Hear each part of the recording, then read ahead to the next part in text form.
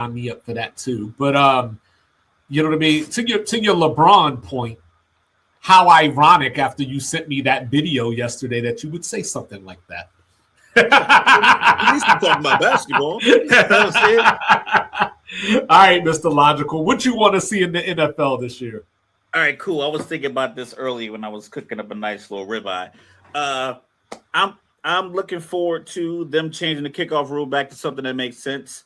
I'm looking for them to come up with something besides the automatic first downs for defensive holding.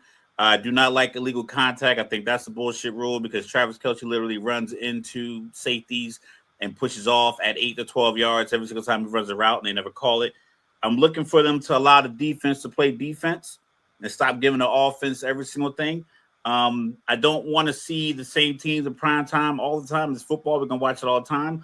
I hope they change the schedules where they don't have games on Tuesdays, Thursdays, Fridays, Saturdays, Sundays. Like, let high school kids get their Friday night. The Seahawks got 2 Wednesday games, I think it is, this year. I hope the overseas games flop so they don't do it again. So I want to see games, division games played on home fields. You could do preseason games in Melbourne, Australia if you want, because they don't give a damn if the third string quarterback's in or if it's Patrick Mahomes is in. No one cares. So stop wasting division games. I think Seattle is playing the 49ers in Australia, or the Rams are playing the 49ers in Timbuktu or some nonsense. I'm sick of that. So I hope all of those endeavors fail and they go back to basic football like we had it and stop making it a gambler's paradise because you want people to return the kicks. You kick it in the end zone, you get the ball to the 20-yard line. If you catch it in the end zone and you don't want it to the 20-yard line, block better so your returner can get past the 20-yard line. Stop giving these people the ball at 35 and 40-yard line at the end of the game where all they need is 2 first downs and the guy's kicking a 62-yard field goal to win the game. Make it work for it. All right, but now we talk football. Well, if I could make it about myself for a second, you know what I'm saying? I want to see how Washington gets through these first 8 games. You know what I mean? I'm interested in this. You know, opening at Philly and Dallas back-to-back to start the season. You know what I mean? Get the Super Bowl champs before going overseas to play the Colts. Come back for the Giants. Go to San Francisco on a Monday night. Get the bye week. Come off the bye week with the rematch with Philly. And then get the Rams. And then guess what? You get the Giants after that and then Cincinnati after that. So I want to see how this schedule starts off. Like, you know what I'm saying? I want to see if Washington can go, say, 6-3, you know, during that stretch or something along those lines. You are dreaming. No, they're not going to. I'm just saying, like, I want to see, like, I just want to see how it ends up. But also what I'm looking forward to is Cam Ward year 2.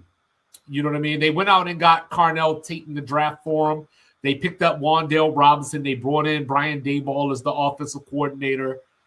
I want to see what year 2 looks like. Now, they still didn't necessarily – that's what I was just about to say, Mike. They didn't get the O-line still.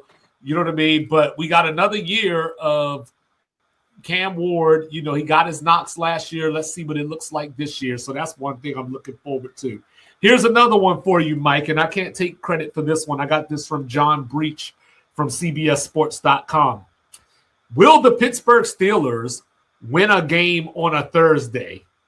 They are 0-9 in their last Thursday night football games against division opponents. So week 4, they get the Browns on a Thursday night. Can they end the streak? Well, who's going to be the Browns quarterback? Oh, it's going to be Freaky. Deshaun? Yeah, Freaky Zeke. I'm going to say that might be the most ill-equipped front office in the league. Well, lack of foresight. Like, they should have thought about this. Like, yeah, why are we drafting all these quarterbacks when we got a guy we owe $200 million to? Yeah. They just didn't make any sense. As far as the league goes, I want to see the rookies. Oh, Lou Dort with the 3. My bad. I want to see the rookies, see how they perform.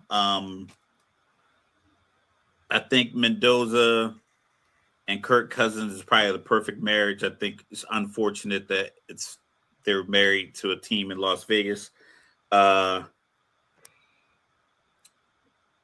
like you said, Cam Ward, second year, he got Cardell Tate. We want to see Cardell Tate if he's a true one. I'm here for Jeremiah Love. Jeremiah Love. I was thinking, but like I said, they got the 3-back system. Are they going to be able to get him in? I saw some clips of him practicing kickoffs, so that could be an element that they could throw out there. All right. Well, here's one for you. So I made it about me earlier. First to worst. Okay, that's a great one. So I made it about me earlier. Now I'm gonna make it about you. Which left-hander is going to survive the state of Georgia? I get the Atlanta Falcons like Facebook posts and like little video clips, and it's like, oh, Tua to Drake. I'm like, yeah, they're in shorts. There's routes against air. Like this is not like this. Like why are we posting this? I get it. You gotta get the fans excited. Man, it's so many. There's too many elements of. The last thing I saw from you was substandard. I can't. They're all married together.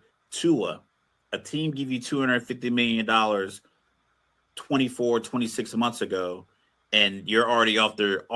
They're paying you to be on another team. Penix, they draft you 8th overall. You had a knee injury. I don't know if it was a full or partial ACL tear, or if he had some other stuff going on. They fixed it all up because that injury happened, but you weren't looking good prior to that. Stefanski, you looked completely disconnected from the last team you were the head coach of last year. Now you're here. We've had some offensive linemen retire. We didn't do great drafting offensive linemen generally. The defensive line finally got some pop. But once again, didn't get a lot of interior pressure. Got another corner. So I just feel like it's more of the same. And I'm not really optimistic about like a breakout season because so many things that you need for a guy to have a breakout season, I don't think they properly addressed. All right. So can I do it? Go ahead. I want to see Ruben Bain. You know what I'm saying? They've been talking about these little arms. You know what I mean? And you know what I'm saying? So I went and did some digging, because he's at 30 7/8. There you go. Get to the free throw line after that block shot. So you got Trey Hendrickson with the 32-inch arms. Going back in the day now, Terrell Suggs was at a 32. The reason I bring that up is because they say below 33. But these are the ones that matter, Mr. Logical. Micah Parsons, 31.5-inch arms. Dwight Freeney, 30 1/8. So Ruben Bain's arms are actually longer than Dwight Freeney's.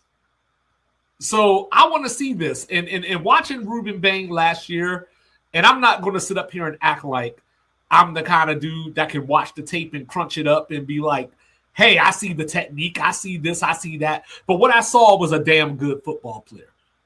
Taylor Lewan says something on Bussin' with the Boys. Doomerville is a good one. He said he was like Ruben Bain. He talked about how he just grabbed the hat at the draft and didn't stop at the mirror.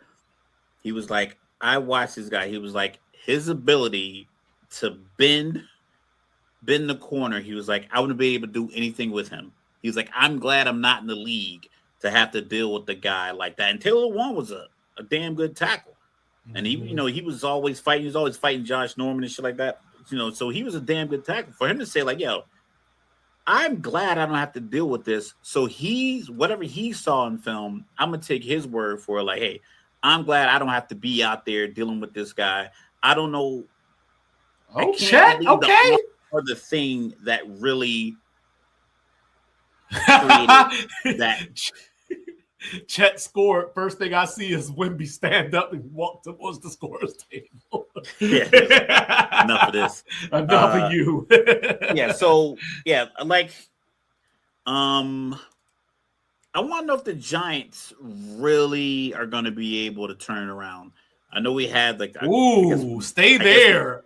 I guess we could call it the controversy. I was going to bring that up actually. Trump and then Abdul Carter like tweeting it out, and then what's your boy named Marlon Humphrey down in Baltimore saying like, "Yo, where's the fake hate coming from? All these people like them," and I get it. We all entitled to our opinions, and we have free will, whatever else you can support, you want to support. I just don't understand why people are tying their personal allegiance to their political affiliation, because like it just it's odd to me that that's how you identify yourself, or how you walk around, or how you grade people on it. But in that same sense, you as a teammate tweeting about it and then tweeting back like, "Yo, we good, don't worry about us." It's we like, talked about it as men. We talked about it as men. I was like, come on, dog. You're watching. Like, why you ain't do that in the first place? Yeah, but you should have hit him up in the first place, but you wanted the attention first. I think they have the pieces, because they have football is a young man's game. It's an experience game, but ultimately, it's like I think about the Atlanta Falcons when they went to the Super Bowl. It's like there wasn't a lot of Hall of Fame caliber defensive players on that team. They were just young guys. Dan Quinn said, "I'm gonna keep it simple. We're running cover 2, cover 3, cover 4, and we're gonna blitz. This is it. I don't need any intricate stuff. This is what we're gonna do. You're young, you're fast. Run to the ball, scrape at the ball, try to get turnovers. This is how we're going to win games." And they went on a great streak with the experience on the offensive side of the ball. I think the Giants are there with like the playmakers they have defensively, the youth, the size. Like we saw Abdul Carter when he was standing next to Cam Scatterboo last year. And I'm just like, this is not a real human. How can you deploy him properly? And that's the thing for the Giants, is like, you have it. I don't know if they're in a necessarily a winnable division, but I think 2 of the teams are volatile and they're likely to implode, if not both, between Dallas and Philly. And then the Washington, you talked about their schedule. I think this could be the year where 10-7 could win the NFC East. Depends on how, these seasons play out, or if AJ Brown gets pissed off or whatever in the case, or Jalen regresses, or Sirianni gets on a hot seat all of a sudden. So we already know what happens in Dallas. I've been seeing all the drama queens come out, and they're basically like, if I was in the Giants locker room, I would ask for a trade. You know what I mean? And we talked about I'm not losing this check to support my family. And we talked about the whole these economic times that, even though they might be created by the guy he introduced, I'm not going Well, we talked about the boycott, the SEC boycott, that the NAACP was trying to come up, get the players to not go to the schools, get the fans to not watch or go to the games. And you know what I mean? So like when I was thinking about this in that context, I thought about something that you said when we were having that conversation, and you were basically like, "Yo, we grew up in America, like we know what America is." So there ain't no way that these dudes in these locker rooms don't think that people didn't vote for Trump, or like, whatever the case may be in those locker rooms that they're in. Fuck all that. You got a job. Is red. This is a white kid born and raised in Kaysville, Utah. It's probably one of the whitest cities in the history of the world. Yeah. His parents are Trump's. Like, what do you think he's gonna do? And then he went to college in Mississippi. Yeah, he went to USC and was like, "Oh, this is can't do all these liberals." I'm gonna go to the deep South. Get me away from these soft ass liberals. Went from Lincoln Riley to Lane Kiffin. It's like, yeah. So I don't look. People going either support who they support or whatever the case may be. Like, you got one job. That's to get out on the football field, knock some heads around, and win some games. Last year, taking pictures already, and that's fine. I don't care what you do in your off time, as long as you ain't harming anybody. As long as you ain't harming anybody. As long as you ain't belittling me or treating me in that way. Support who you want. We getting out on this football field, and I'm gonna take that aggression. If it bothers me, I'm gonna take that aggression out on Jaden Daniels. I'm gonna take that aggression out on Dak Prescott or whoever it may be. Like, I don't care about any of that. You know what I mean? But even if I'm a Giants fan, I'm sitting there looking at this whole scenario, thinking this is the dumbest conversation that I've ever heard. But then I saw the back and forth because people were like, "Oh, well, don't ask him he's not getting pressured and asked about his political affiliations and who he supports the way that black athletes do. That's a fair point. But you know what? Just get on the football field. Once the season starts, we ain't going to care about none of this. The next thing I was thinking about is rookie CJ Stroud still in there somewhere? You know what I mean? Like the last couple of seasons, you can't keep healthy wide receivers. Or you know, These we'll see how that offensive like, line looks. They don't hurt. They don't get like 2-week injuries. You know, he's losing his guys 5-6 weeks. He's losing them from like week 9 to week 14, like the prime time of the year. We're like, I need you here. We are establishing a rhythm. It's like, nah, man, I'm out, man. I'm out for 6 weeks. So, and then, like I said, we talked about the offensive line not really being whole. Like I said, but that's the thing that makes great quarterbacks, right? That's the thing that makes great quarterbacks is I don't need all world receivers to be effective or whatever the case may be. You need whoever you have, you need chemistry. So if I'm losing a guy for multiple weeks, because he had a rookie there last year who was getting a lot of passes too. Yeah, but Xavier Hutchinson, he missed, but he also missed some. CJ Stroud missed some time too, and Davis Mills came in and had to come back a game against Jacksonville. If you are thinking about the type of money his position is commanding, he needs a Baker Mayfield MVP. Like when Baker Mayfield had that the run he had, not last year, but 2 years ago in Tampa Bay. He needs like 30, 35 touchdowns, less than, 30. He needs to go like 32-8 in touchdown interception ratio. He needs to be available for every game. He's going to have a year that says, okay, this is a guy we expected after the rookie year, because he can't have like another regular year and then sit down at the negotiation table with his agent or whoever represents him and say, hey, Houston, I need $50 million a year. Right. So I think that's what Houston has to wonder. Is like, listen, are we going to pay this guy? So he needs to be, like I said, 32, 34-8, something like that. I know that's a lofty number, but if I'm going to give you 42% of my cap, then you need to give me those types of numbers. Saying next, what am I going to see from Travis Hunter this year? I think what you got out of Colorado when he's healthy. Well, I think if you put him out there, he's a playmaker. He knows how to get to the ball offensively and defensively. Clearly, he's a motivated guy. I think he's nothing about him says diva. So I think you can put him out there and have him use his natural born gifts. And like I said, if he's out there, I think it'll be fun. Because listen, you got to cover him if he's out there, and you got to run a smart route if he's defending you. Like, you can't slack. So if you're going to put him out there and they put him in a slot, you can't just roll some safety over top and hope that he's got it, because that little wiggle at the top on that little post route, and Trevor has a cannon. So if you misplay that, he will run right past you, and you won't catch him from behind. Pause. So, ooh, like so. Well, I don't know, because I mean, you got Parker Washington, Brian Thomas, Jacoby Myers. You might not even need him over there. Like, I might look at full-time DB. Yeah, but I want to call it like a gadget play, but I like that he has that ability. And because of that, when you put him out there, they have to adjust to it. It's even if you're defending them and you think like, you know what, they're not gonna throw him this ball, you're not gonna slack. You're not gonna put a linebacker on him.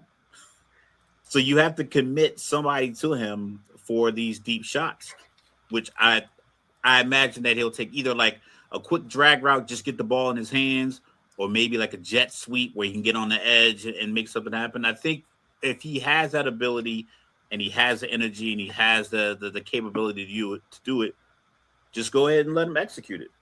Well, I talked about Washington's schedule, right? Well, here's one for you, Mr. Logical. The Super Bowl runner-up, New England Patriots.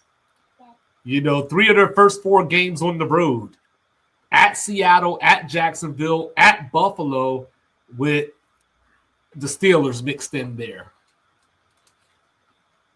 And I don't like the Super Bowl rematch to start the season.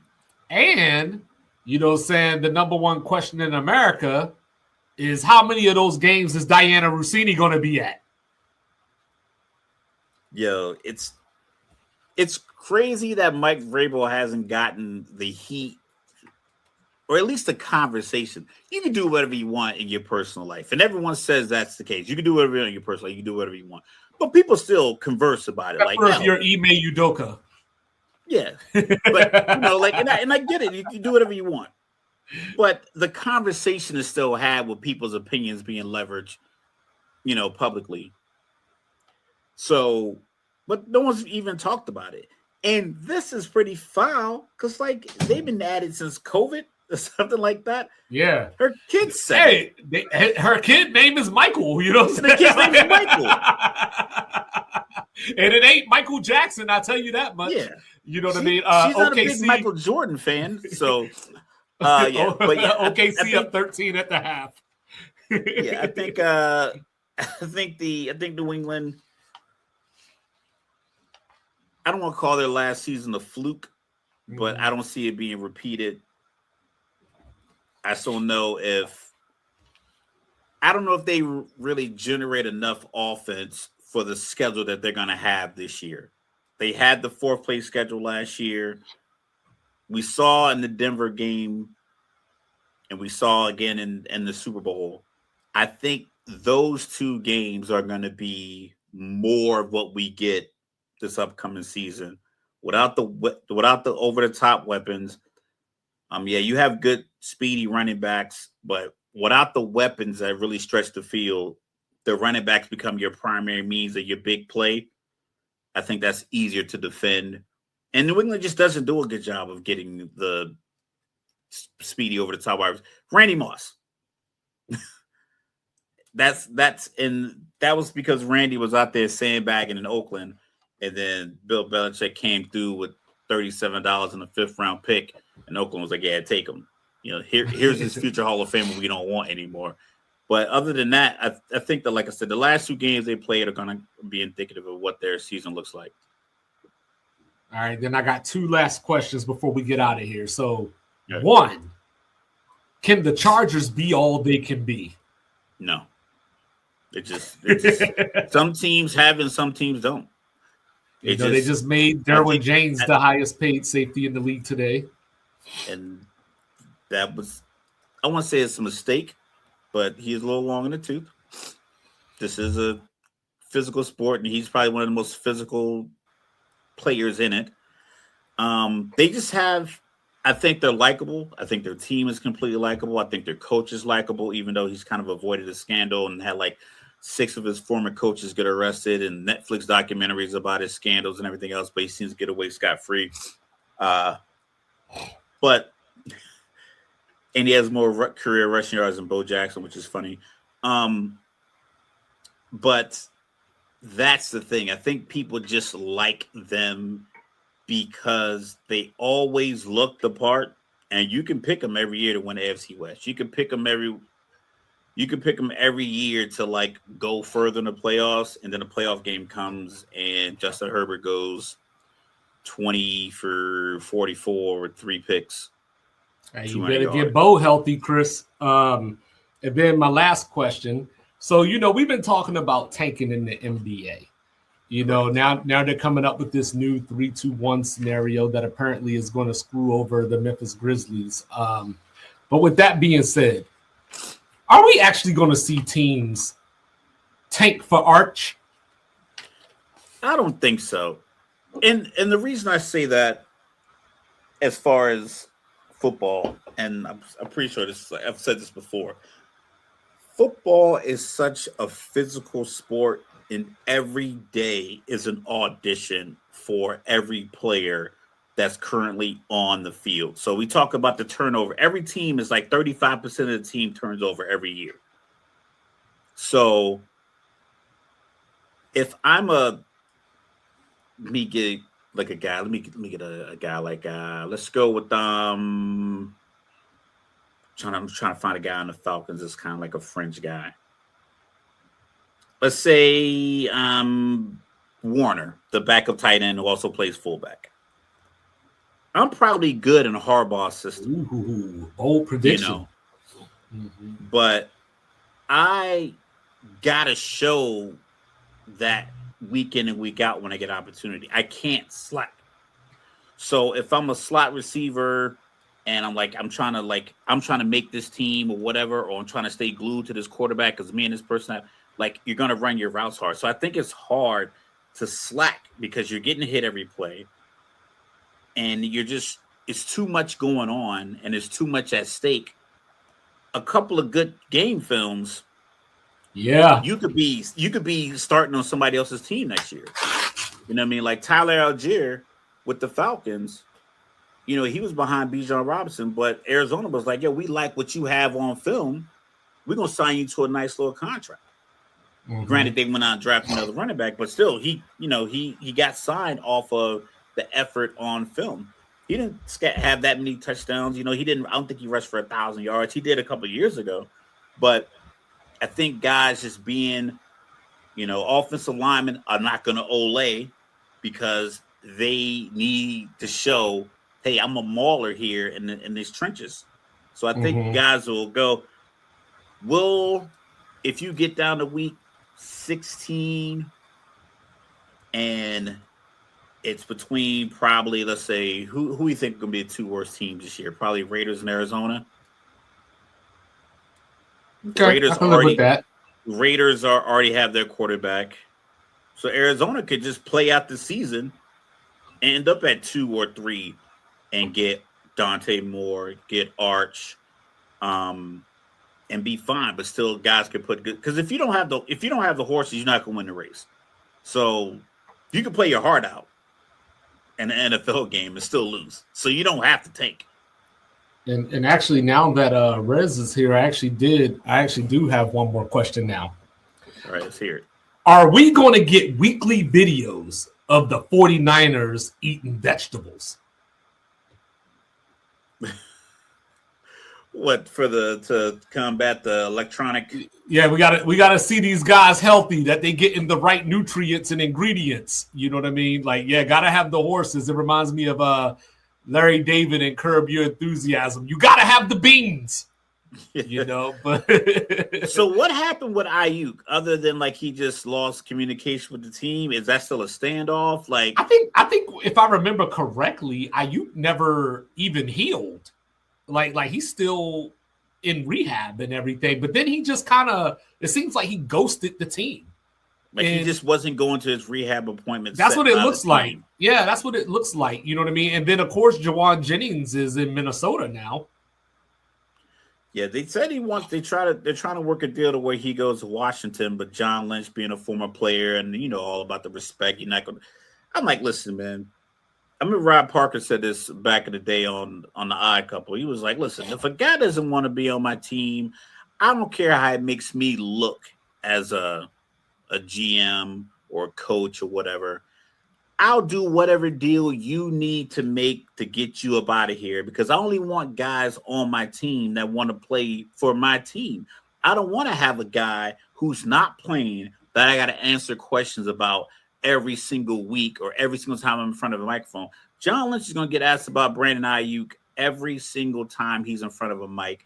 And so will Kyle Shanahan. And they keep giving these flippant answers. And I get it, but just make the deal, make the move, and just, turn whatever you get out of it, you get out of it. You could You could get a 6th round or 7th round pick out of it, and that guy could turn into your next Fred Warner. It's just a matter of do you really want this guy who you believe is blowing you off professionally? Get that Washington shit out of here. You know what I'm saying? He's got Jet written all over him. Listen, he wants to. If rumor has it, he wants to play with Jay Daniels. But even if he goes to the Jets, if he's healthy, that's an opportunity for him to, to get big plays. If Gino can get him the ball, but like I said, I don't want if I'm running an organization, the last thing I want is players who literally aren't going to contribute to the success of our team being the center point of all of my public conversations. Like, how many wins? How many wins does Justin Fields leave the Kansas City Chiefs to? When is Mahomes? Like, I think Mahomes probably will come back before that happens, because he was throwing 2 months ago. And he could throw all he want. I need to see those legs in motion. Pause. So he tore his ACL in November. So you figured if I'm Kansas City or the state of Missouri, I'm shifting all available funds and the best doctors in the world to make sure his knee is properly healed. I say by August, he should be. So you think we see him week 1? If he's running by July, I wouldn't be surprised. But that is kind of early. But like I said, I don't know the severity of the tear. My only gauge of like the anomaly for an ACL tear that I can recall, like off the top of my head, is Adrian Peterson having his surgery New Year's Day, like New Year's Eve, New Year's Day, in the hospital bed with the Happy New Year hat on, and then coming out week 1 and had like a 90-yard touchdown run. Like he is I think that's the quickest I've seen someone come back and be fully ready. I know RG3 forced himself way back because he didn't want Kirk Cousins to take a job, which ended up happening anyway. But Adrian Peterson, literally 9 months, was on the field running 90-yard touchdowns. I imagine that Mahomes. What's their first 4 games? Who are they? That's playing? what I was about to say. I was just about to go there. So here you go. So their bye is in week 5. So they start home against Denver, Monday Night Football.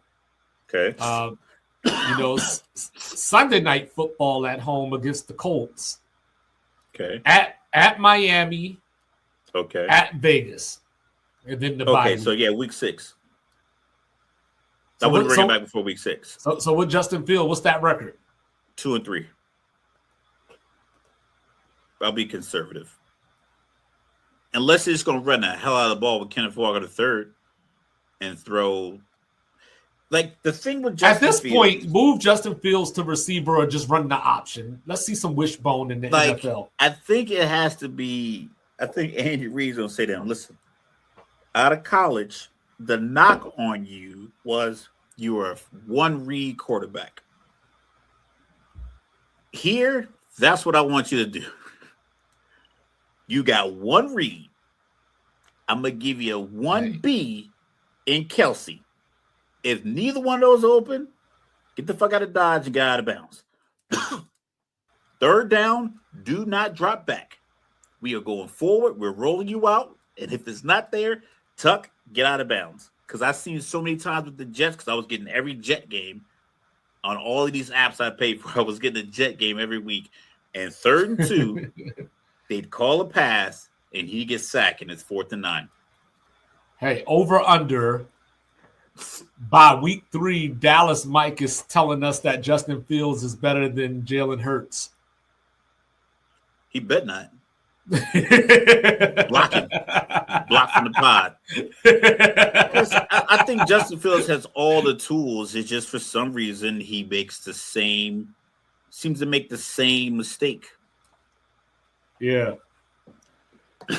Yeah. I think we're in for a great season. I'm excited. There's so much in the air, right?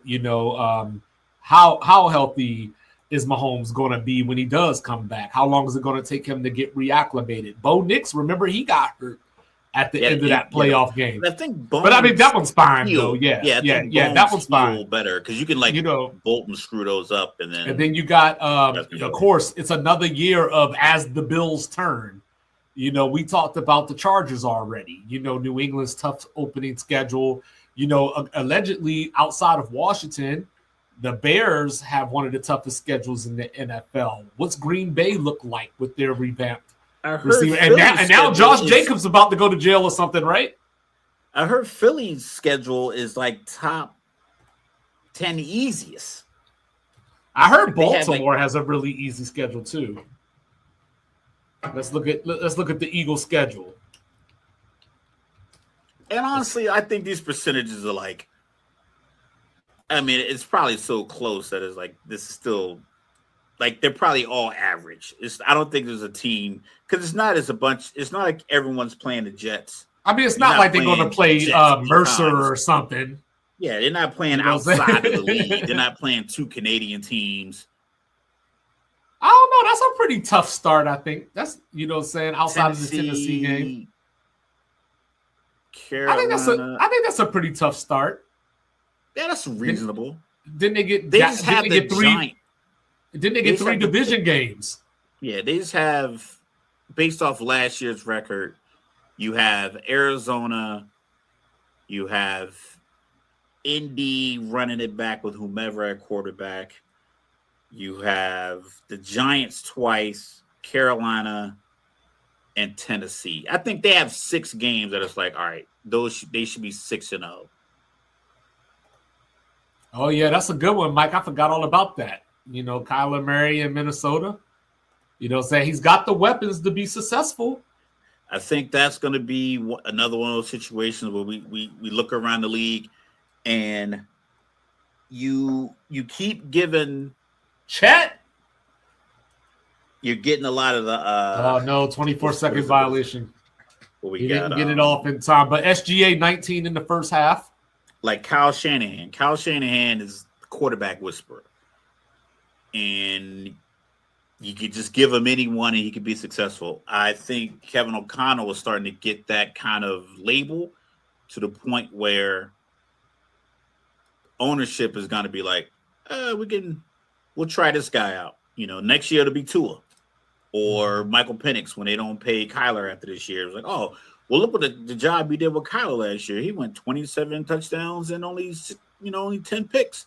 And, we had a pretty decent record. We were 11-6. We were second in the division, whatever. But they don't extend Kyler. They bring another guy in. I think you don't want to get in that trap because Shanahan, like, they got lucky. They reached for Trey Lance, and they happened to stumble upon Brock Purdy as a balance. But you got, I think teams have to be wary of that and, like, get something solid because the same Pittsburgh's going to have that same problem. All right, last question real quick. Move all these guys around. We're at about 10:20 in the third quarter. How many shots do you think Wemby has? 7. Exactly 7. Ooh. Exactly 7. Why are NBA teams like this? You know what I mean? Like if they were playing here tonight, Wemby would already have 16 shots. Yeah, it's because that girl sit behind the coach standing up clapping every time. She was clapping though. So anyway, he is the one and only world famous, world renowned, cool, calm, and collected. He represents New Jerusalem, even though he was born in Texas and raised in Virginia. He said he put his Old Dominion down and picked up a little seat in the hall. You know what I'm saying? He is Mr. Logical. Do not bring feelings to fact fights. Don't do it. And then down here in the Alamo, your unorthodox statistician going left so much you thought I was Southpaw. Going left so much you thought I was Ronda Rousey. 17 seconds or less. I go by the name of 2-5. This is Sports Reports' Order. We will be back on Friday. Of course, we're going to have some more, of this series to talk about. Maybe we'll be a little bit closer to knowing who's in the finals because, who wins tonight could win game 6. Just saying. But we'll see. We'll see. But, but thank you for your support. Thank you for your time. We love y'all. Bang. We are wherever you get your podcasts. Like, review, subscribe, share, rate, do all the free things, do all the good things. Liquid Death in hand. Let's get it. Appreciate you, sir. Sports Reports is ordered. Out. Hey. Sports reports, no gimmicks, no clowns. 2-5, Mr. Logical, we run this town. Real talk only, no chasing, no doubt. From the east to the west, it's the order we shout. Mic check, lights flash, game time, stay ready. 2 vets in the zone, keep the pressure real heavy. Big hits, big plays, yeah, we breaking it down. Truth rings in your speakers, every word is the crown. From the north side hustle to that southern flame. Midwest grind, west coast of the game. Sports talk kings, yeah, we wear that crown. Turn it up, let them know it's about to go down. Sports reports, no gimmicks, no clowns.